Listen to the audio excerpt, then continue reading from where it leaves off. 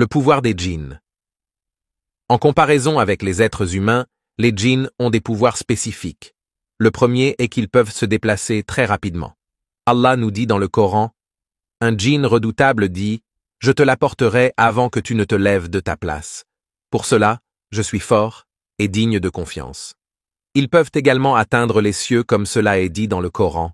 « Nous avions frôlé le ciel et nous l'avions trouvé plein d'une forte garde et de bolides. » Ils peuvent prendre différentes apparences, comme cela a été dit précédemment. Les djinns diaboliques, les démons, peuvent prendre possession du corps humain. Ils peuvent aussi insuffler des pensées et influencer les êtres humains, contre le mal du mauvais conseiller, furtif, qui souffle le mal dans les poitrines des hommes, qu'il, le conseiller, soit un djinn ou un être humain. Les faiblesses des djinns. Même si les djinns diaboliques, les démons, ont des capacités spéciales, un croyant est protégé par Allah. Les démons ne peuvent pas nuire à un juste musulman avec la permission d'Allah. Quant à mes serviteurs, tu n'as aucun pouvoir sur eux, et ton Seigneur suffit pour les protéger. Dans ce qui suit, sont énumérés leurs pouvoirs limités. 1. Ils craignent certains croyants. Le croyant affaiblit son démon de la même manière que l'un de vous affaiblit son chameau lorsqu'il voyage. Musnad. 2. Le prophète, sallallahu alayhi wa sallam, a déclaré que lorsque nous couvrons nos assiettes et disons « Bismillah », les démons ne sont pas capables de retirer le couvercle. De même, ils ne peuvent pas entrer dans une maison dont nous fermons la porte en disant « Bismillah ». Lorsqu'un homme entre dans sa maison et mentionne le nom d'Allah en y entrant et pendant qu'il y mange, Satan dit « Il n'y a pas de logement pour vous, ici, ni de repas ici ».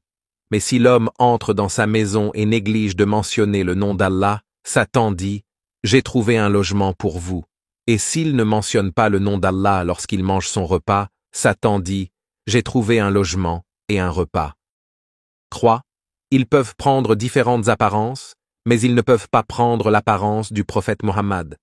Le prophète dit en effet « Quiconque me voit dans un rêve m'aura bien vu, car Satan ne peut pas prendre mon apparence. » Abu Abdillah déclara, Ibn Sirin a dit, seulement s'il voit le prophète dans son apparence réelle.